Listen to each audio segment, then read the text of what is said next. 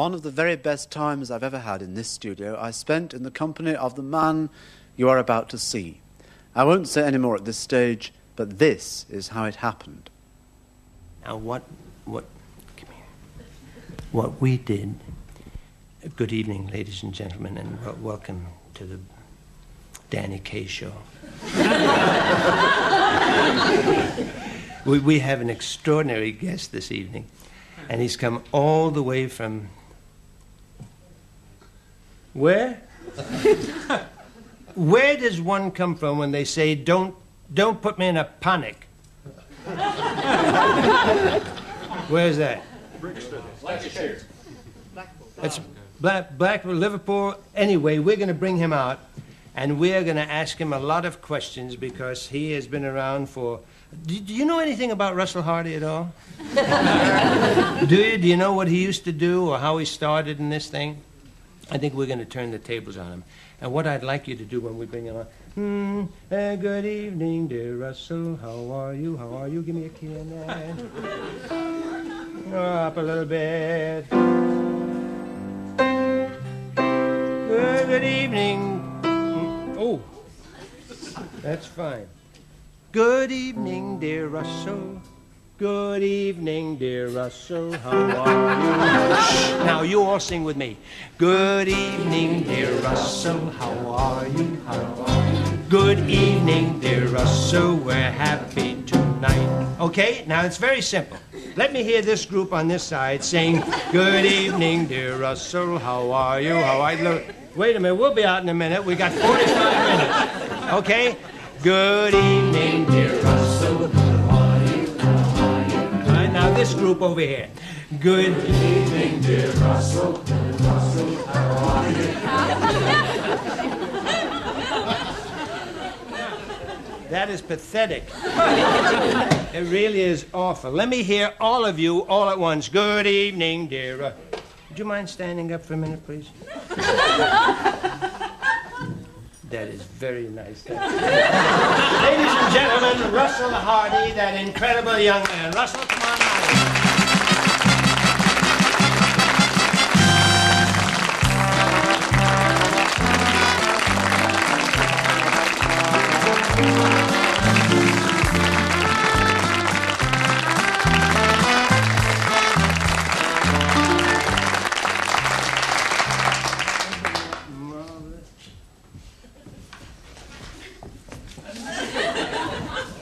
I thought you were marvelous. Do I have to say anything at all? No, you don't have to say that. Those are the most peculiar shoes I have ever seen. Now, where That's did you number get one, gone off the list. Oh. Right? Where did you get the shoes? I got them at the shop next door to the place where they sold yours. Now, the reason we talked about that, he came up to see me yesterday, and Russell and I had a nice chat, and he said, where did you get those peculiar things? And I said, oh, I got them in New York or whatever. And he said, are they terribly comfortable? And I said, no. They kill my feet, but they're so beautiful I can't resist wearing them. So there you are. Are they terribly expensive? Yes. Are you prepared to reveal how much they are? Yes, they cost $631. That's 9 pounds. Does that Something like that. I don't know, since the whole devaluation of the dollar and the things. Now, we're supposed to sit in... No, just sit comfortably. Yeah. You told me.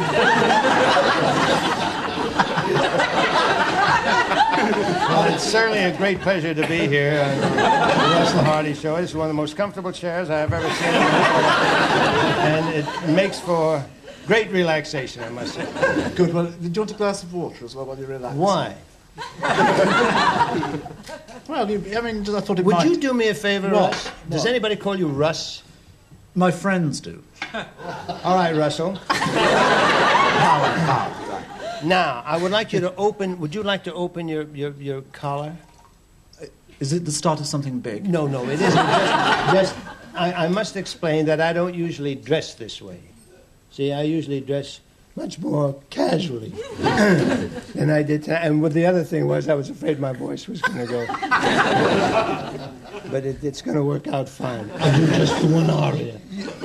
You promised me this morning that you would go to your throat specialist. I'm talking to a dumb, You promised me this morning you would go to a... Yeah, I will. And he said I can only do one aria. The one from Bohème where he did the two high Ds. Do you want us to loosen our collars? It is very... Oh, I almost said something rude. I'm surprised you're wearing a jacket because I was told on the highest possible authority that you didn't travel with the jacket. I traveled with a jacket. I knew I was going to come here and I was going to do your show, and in deference to the people who came to see me at the Palladium in 1887, and who still remembered me when I had short hair, I thought it would be nice if I put on a shirt and tie. Good. Well, we're happy to see you here. Yes. You were saying to me some time back as well that when you first... Your first ever... You're switching around a bit to me now. Your first ever appearance in London was not the most successful appearance you ever made on any stage. That was at the Dorchester. Do you remember the Dorchester? Yes, I remember the Dorchester. My first appearance in London at the Dorchester was the enormous bomb of all time. Now, bomb doesn't mean the same here as it means over well, there. It was a disaster. It was pathetic. It was incongruous. It was pitiful. It was shattering. It was stunning. It was debilitating. It was thought-provoking. And it was bloody awful. Why do you always look to me at times as though you're walking on ball bearings? You know what ball bearings are?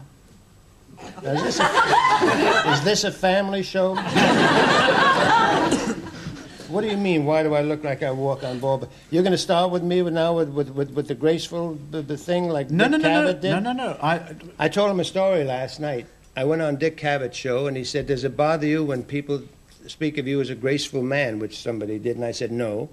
And 3 nights later, I had a terrible accident on the stage, and I was on crutches for 8.5 months in the show. And then we came back and we surprised him. I really should cut my hair. Right. When I meant by ball bearings is that occasionally in films that I've seen of you, you look as though you're walking through a very delicate minefield, and that you've got to tread your way carefully. I wondered whether that was something that... Is your throat better? Yes. The reason I used to do that, we used to work a lot at the Goldwyn Studios. Now, do you know what pine nuts are? Pine nuts? Yes. Pine cones. Pinola. Pardon? Well, I don't know. I don't know what the pronunciation is there. Yes, those little tiny ones with the shells. Now, we used to eat those all day long, and they would be littered on the sound stage. Now, do you know what that does to a man on the boom? When people would walk by here, so we learned to kind of do the pine nuts. That's why I walked on the balls of my feet, and that's about as likely an explanation as you can get. Okay. In all your lovely long history... Yes. What is the most disastrous flop, apart from the Dorchester, film-wise, that you've ever suffered?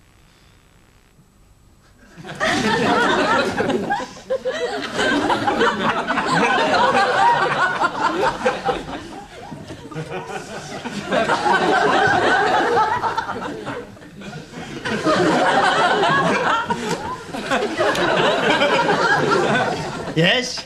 Well, I was asking what was the most successful film you'd ever been in. The most successful film I'd ever made was Me and the Colonel, which caused Columbia Pictures to go into bankruptcy. Right? Yeah, but I don't know. That's about as... It was terrible. It was a good movie. Who knows what a good movie is, really, except for those who go to see the movie. And then when people like it, it's a good movie, and when they don't like it, it isn't a good movie. And when you make a movie, you either like it or you don't. Now, there are a lot of movies I liked that were not successful, and a lot of movies that I didn't like that were successful. Me and the Colonel I kind of liked. I thought it was a good movie, and it was something different, and I hadn't done anything like that before. And it was really, it was a disaster. The box office disaster. The what? Was it a box office disaster? Disaster. You're putting me in a panic. Hasn't he got an adorable accent? Huh? Where's he from? Where are you from, Manchester? Blackburn. What? It's very near to Manchester. Blackburn? Yeah. It's a very lovely sort of villagey little... Now, is that spelled Blackburn? Very good. Very good. Well, that's terribly unusual. Why? Well, it should be pronounced Bilbo or something. All the names in England get me crazy. When I first came here, it's really marvelous. They used to say, well, we're driving up to Leicester. And I thought it was spelled L-E-S-T-E-R. And it's what? L-E-I-C-E-I-S-T-E-R, right? Well, I think that's Leicester. It may be where you come from. I mean, we've been living... We speak very, very good English indeed where I come from. Where do you come from? I beg your pardon? Where do you come from? High Wycombe.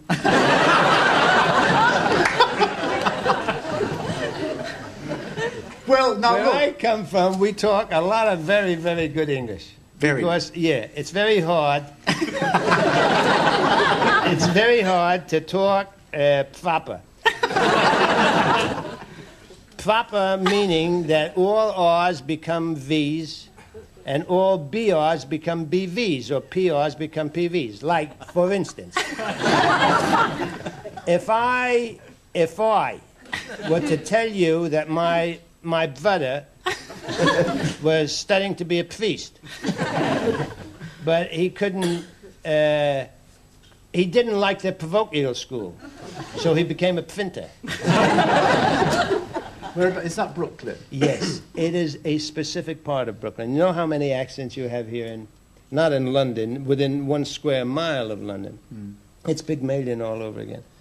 And it's kind of marvelous because within the city of New York, you have as many different varying kind of accents as you have in London. And you have as many in the United States as you have in England. And it's kind of fun. Good, thank you. Like thank you. Now, no, stay there. We've got 47 seconds. The Phil, let's get. You're going to have to snap again. Let's get. Russell, you're going to have to snap again. Yeah, it's better. Right. In all the films that you've done, or a lot of films that I've seen that you've done, you've flung yourself around a lot. You're a very physical kind of person. You know what I mean?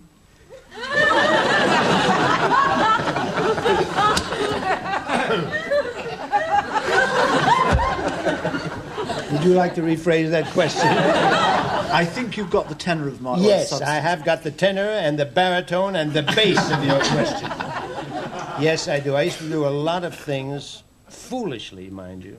Foolishly. It wasn't really necessary. But there's some strange kind of pride. I don't know what the hell it had to do with anything. Not anything, really. About wanting to do my own kind of stunts. Before we talk about them in detail, we've got a little shot of them, or some shots of them, which should be coming up any second now of you flinging yourself around. We've got a little shot. See that vest? Help! Give me my vest!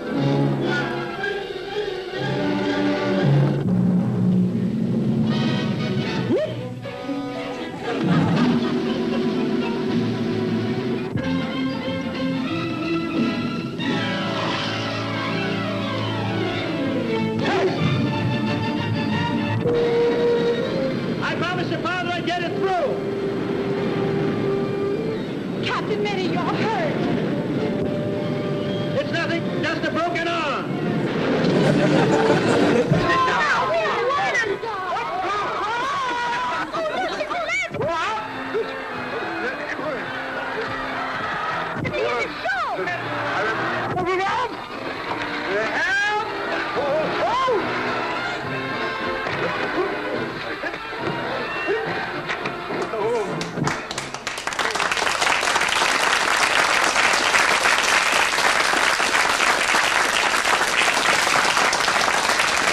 Did you come out with bruises after that? Yes. Bruises, broken bones, all kinds of things. Did you have to keep yourself physically fit? I mean, did you do exercises? No. But your voice is better though, isn't it? Not now. But we'll be in a little while. For the bits that we've just looked at... You don't exercise at all, do you? No. Why? I don't have the time. I have to keep rushing from one place to another, meeting... From one place to another, meeting beautiful... He tried to hide it then for a minute, didn't he?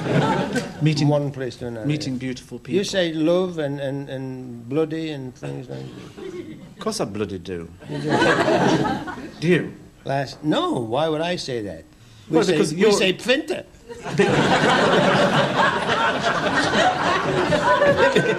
Russell, it means the same thing either place. Does it? Yeah, but you are a chameleon, aren't you?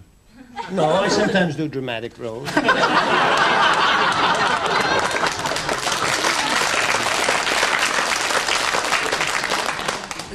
A chameleon being a little animal which changes its color. Mm-hmm. Yes, I am. Mm-hmm. Do you play tennis at all? No. Do you fence? Yes. Still? No. Are you laconic? I beg your pardon? No, I'm quite regular.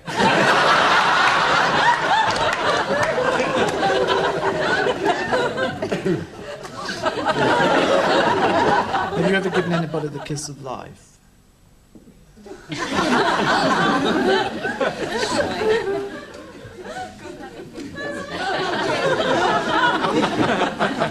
Or the kiss of death, maybe? No. I gave somebody the kiss of life, and then I had a terrible problem because it was a man. And I don't know, it was, no, I've never given anybody. You mean resuscitated somebody? Oh, no. No. But you are keenly interested in your own health, aren't you? Did you don? You said to me yesterday you were going to don your shoes and your shorts and go and fling yourself not around. These. No, not those, but running shoes. Yes. Did you do that? Did you go out this morning? No, it was raining. Oh God, I'm naughty tonight. You're naughty but nice. That's nice. We have to take a tiny break at. Okay, can we have 1 second before we take the break? Please. No. The thing I would like to say, I don't know, either to that camera or somebody. Well, you've got 4. Choose. Now, we have done a lot of these shows in the United States and throughout the world, really. And I must here publicly explain to everybody watching and listening that you are as easy to talk with and to work with as anybody I have ever done one of these shows with. And I just wanted to tell you before we get off the air. Okay? Lovely. Back in 2 minutes with Danica.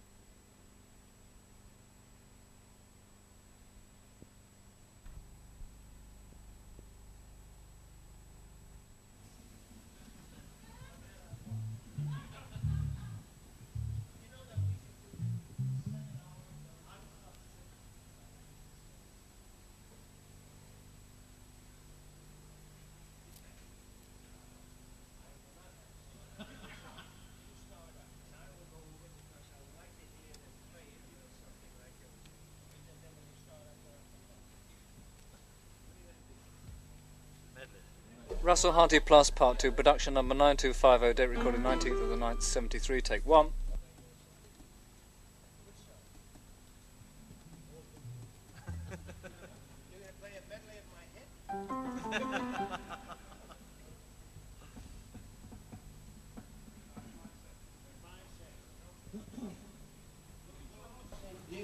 We'll make it.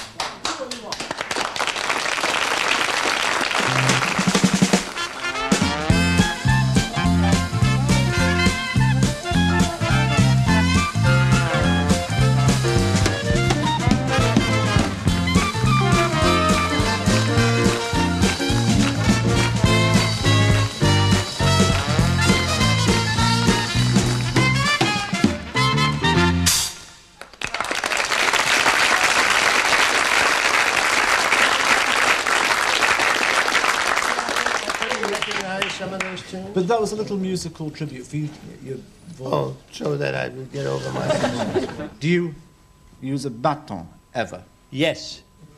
Under which circumstances do you use a Well, I shall tell you in a moment.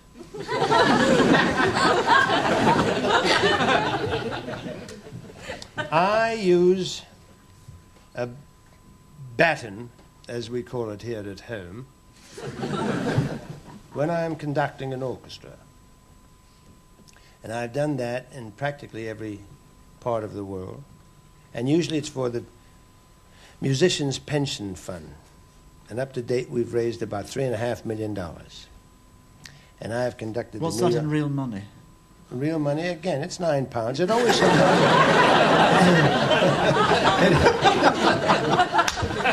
With VAT. No, it always comes out to £9. My hotel bill comes out to £9. The airfare comes out to £9. The automobile comes out to £9. The makeup came out to £9. Everything. Your fee? £9. Yes, that's the only thing that is grossly overrated. Oh, sorry. That's overpaid. Sorry, I beg. Because I should be paying you for the for the privilege of letting me come here and speak to all you lovely people in this beautiful country where I've spent so many happy years. So if you would like, I will give you the £9 back. Does it include VAT, that? VAT, is that the Veterans Administration Transit? That's VAT. It's a thing called value-added tax, which our government, in its infinite wisdom, has considered necessary to add on to the bottom of things to make it more. I think that makes sense. Yes. Because basically, within the economic framework, having yet withheld those basic priorities insofar as sufficiently condemning the expenditures not withheld on the basis of citizenship as per for having yet withdrawn those qualifications, I think that we, as a government, cannot abide by. And if you will notice, the same kind of political talk goes on here, and it sounds exactly the same in the United States and in India. Right. No, they talk very difficultly about that. It all sounds the same, doesn't it? They all say good things, but it all does sound the same. I listened to the Liberal speaker today on television. What's the head of the Liberal Party? Mr. Jeremy Thorpe. Yes. He made a very fine speech. He gave the Labour Party what for? And the Conservatives. I don't think he's crazy about the Communists either. Anyway, yes, I do conduct orchestras and I do not read music. I think that's a complete non sequitur. I hope it's the first of many. Yes. When did you last raise a baton? 4 weeks ago. That was meant to be a serious question. I Yes. think an innuendo crept into my voice. No. It was a perfectly legitimate, lovely question. 4 weeks ago. 4 weeks ago in Monte Carlo. Is it true that you could sometimes throw discretion to the winds and conduct with your...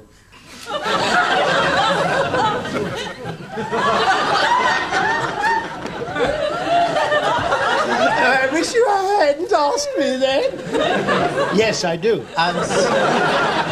And stand with your back to the orchestra? Yes. Why? That seems to be an arrogant gesture. Not at all. Right. Not at all. Mr. Harty, have you ever gone to a concert? Frequently. Frequently. Now, for as long as you can remember, have you ever seen the face of a conductor? Only if I've been very much so on the fine, side. see? Most people go to concerts, really see the back of a conductor. And if you have any curiosity about how they communicate with their players, you must wonder what they look like, how they do it. Right.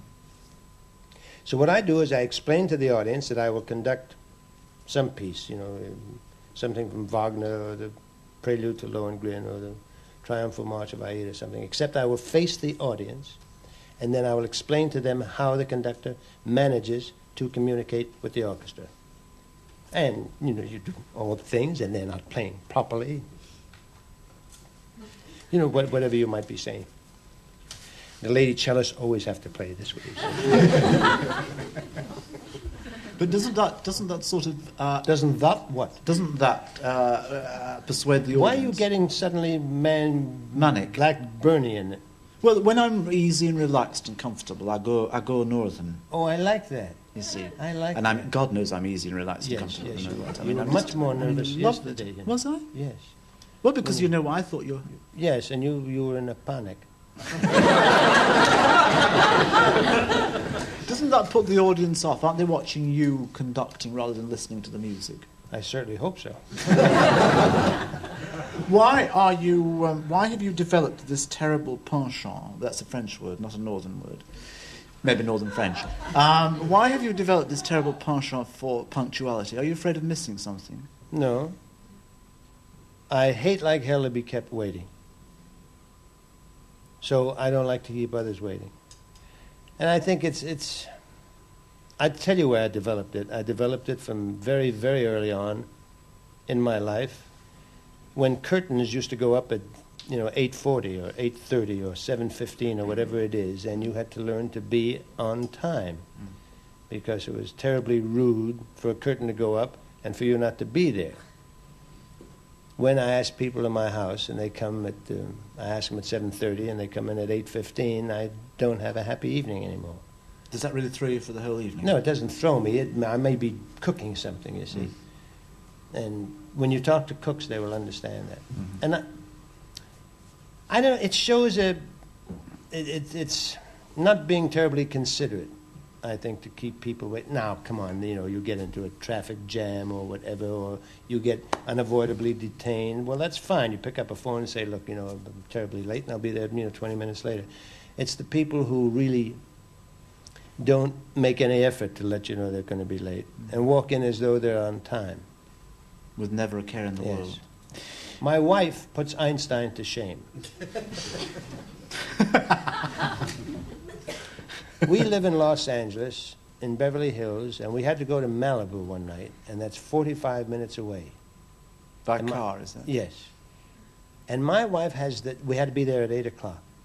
And my wife has this strange notion that if she leaves our house at 8 o'clock, she is automatically on time. Even if it's 2 hours away. Okay? You set off. So, no, we have 2 cars now. I arrive on time, and she comes the week after. I've been watching you while you've been explaining that in a rather French way, the delicacy of your hands. You've got very delicate hands. Well, yeah, people have said that to me. Same thing as being graceful, because actually when people say, oh, you have very graceful hands, you say yes, and these 2 big claws come out. They're very, they're easy to work with. Which gives me what can only be the most perfect clue in the world for having a look at your hands in a bit of action on film. Yes. It's only a tiny piece, but it's of you doing mercurial things with Here? your hands. I There. didn't see that. This is not a trick, you are sure? Study them yourself. You will find you are now in complete possession of Lafayette XV-27. 2 simple blueprints which hold the greatest power of annihilation the world has ever known. Ah, yes. Excellent. No question about these being the complete plans. Very good. Very good indeed.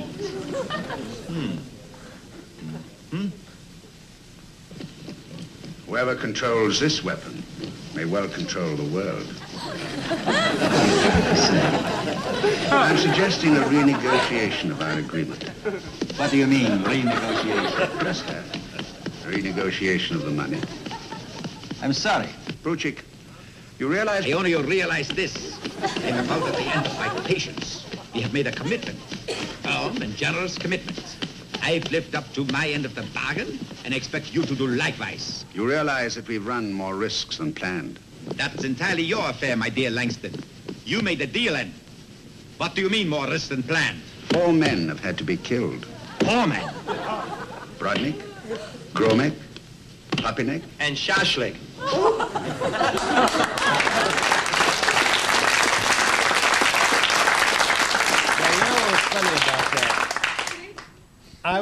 There were 2 people negotiating, and I was under the table, and one was scratching his thigh, and his hand was on another one. So I had to substitute one hand for his, doing the thing, and we did that in one take. One take. Yeah. Okay, and I didn't know. We didn't know exactly who was going to do what. We knew they were going to emphasize it. But I had to watch them like crazy with the drumming and then onto this thing. That must mean that you can see two lots of things out of two eyes. Do you know what I mean by that? I mean, you must be able to look that way and that way at the same time. It's called peripheral vision. Is it? Yes. Flies have it, don't they?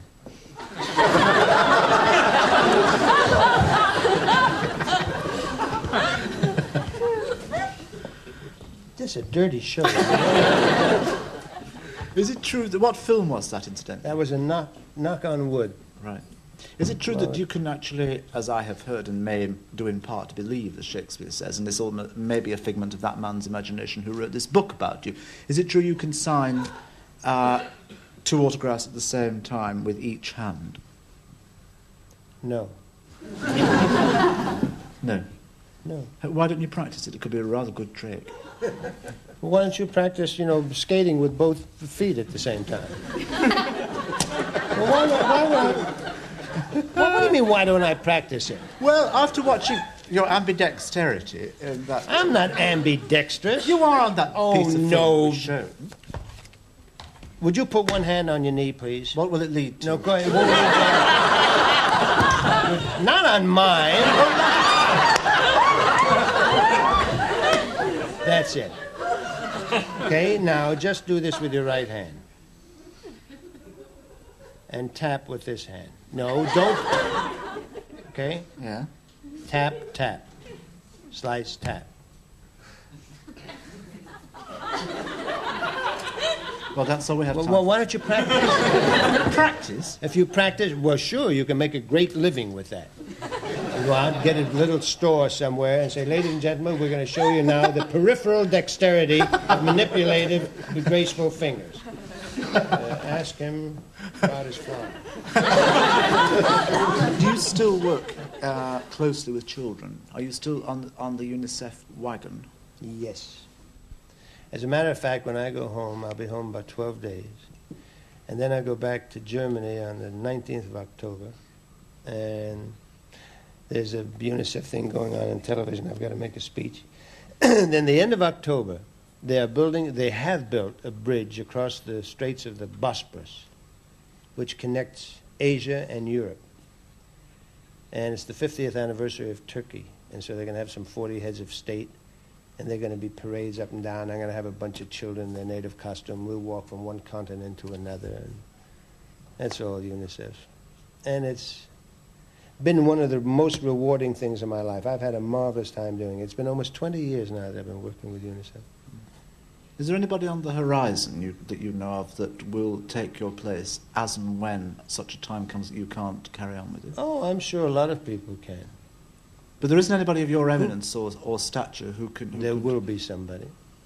There's always somebody. Nobody is ever indispensable in anything in life. Oh, they are. That's not true. Yes, of course it is. I mean, it's not true. You're not right. No, I think I am. I think there may be some accommodations one might have to make, but there's nobody literally in any field of life who is not replaceable. You're wrong. I'm thinking of a case now. Supposing, for instance, we were in a 707 or a 747 jetting across the Atlantic, and the pilot had a funny do. Yes. Well, he's not indispensable. Of course he is. There's a co-pilot. Well, supposing the co-pilot caught the funny do that was going on in the next seat. There's an engineer who is also qualified to take over the control. And if I were with you, I would do it. Right. Do you fly? Yes. What kind of an aeroplane? I started with a Cessna 150, which is as big as this platform. And the last thing I flew was a 747. Oh, really? Yeah. Did you just sit there with your hand on a stick, or did you land it?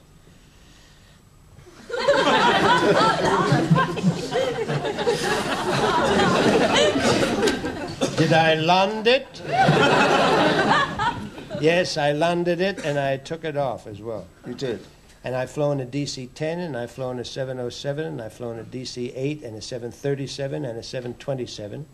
And I had a jet commander, and I was vice president with the Learjet Corporation. And I heard that one day that you were having friends to dinner, and you were preparing the food Chinese style. Mm-hmm. And Well, you- wait a minute. What does that mean, Chinese style? but it was Chinese food. Yeah, well, then it's Chinese style. It's like when people say to me, "Are you a gourmet cook?" And I say, "I don't know what that means." And they said, "Well, you know, do you cook gourmet?" No, I've never cooked a gourmet in my whole life. I think what they mean is, do you cook fancy food, is what I think they really mean, because gourmet cooking can be a sensational hamburger. And if you do it Right. well, that's gourmet cooking. You know? But anyway, you were short of one commodity in the Chinese food that you were cooking. Yes, and I got in my airplane, I flew up to San Francisco, and I got it, and I flew back, and I rushed into my kitchen, and I absolutely made the dish perfectly. That's not true. How about all my illusions being ripped away one by Well, one. there you are. It takes 55 minutes to fly up to San Francisco in a jet. And by the time you get into Chinatown and buy all the food and come back, the soup got cold. The film, I think, if I have to nail my card face upward on the table, the film of yours which I most enjoyed in the whole world was Walter Mitty. Now, did that for you mean the exercise of a lot of work out of private fantasy? No, I am luckier than most because I have been able, in my real life, to work out most of the fantasies that people have who become Walter Mitty. There's Walter Mitty or Wilma Mitty in every lady and every gentleman here. Everybody has their own fantasies. Everybody has their own daydreams. What I worked out, what happened to me. And here I was, born in Brooklyn of poor but dishonest parents.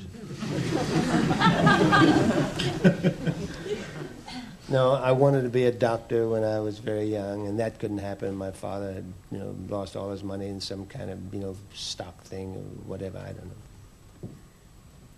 And I naturally gravitated into this profession, where I probably would have wound up anyway, because I have some strange theories, and they may not hold any water at all. See, I firmly believe that given equal opportunity, a man becomes what he has to become rather than what he wants to become. And what I had to become, I think, is what I became, which was an entertainer. It was probably the best way I knew how to express myself. Wanted to bring joy or entertainment to people and get that kind of joy and entertainment back from being able to do it. So here I was, born in Brooklyn, and I arrived in London. The first time I played here was a disaster, and I came back in 1948. And I think we opened on February 2nd or whatever. And it was a kind of fantastic success. And within the space of 5 or 6 weeks, I had been thrown together with people that were, strangely only the kind you would imagine in your fantasies, famous people in all walks of life, who, for the most part, were very, very kind. And it leads me to believe that if you scratch deep enough, you will always find the better qualities in somebody than, conversely, people saying that if you scratch deep enough, you will always find the unattractive qualities in people. I don't find that. I find that people, by and large, are basically quite nice, and we all have rather lousy characteristics, and we have good ones, and if the good ones outweigh the bad ones, we turn out to be nice people, or we turn out to be not nice. What I wouldn't like to have censored on the thing. Not nice. We have another word for it. Well, good. Now, is the philosophy part of the show over now? I think nearly the whole of it. It's over. The whole of it is over? I hear the wheels of Time's winged chariot coming behind us. Good. I think in final. Now, did it seem terribly long tonight? I just wanted to say to you before we do close, two things. I think we'd like to end with some music of some sort, which we may concoct between ourselves. And in finality, thank you, Danny Kaye, for being my guest and also for making the world a happy place to live in. Danny Kaye. Well, isn't that nice?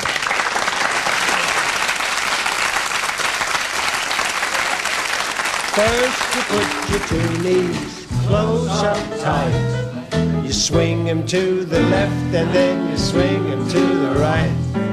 Step around the floor kinda nice and light. And then you twist around with all of your might. Spread your loving arms way out in space. You do the eagle rock with that style and grace. You put your left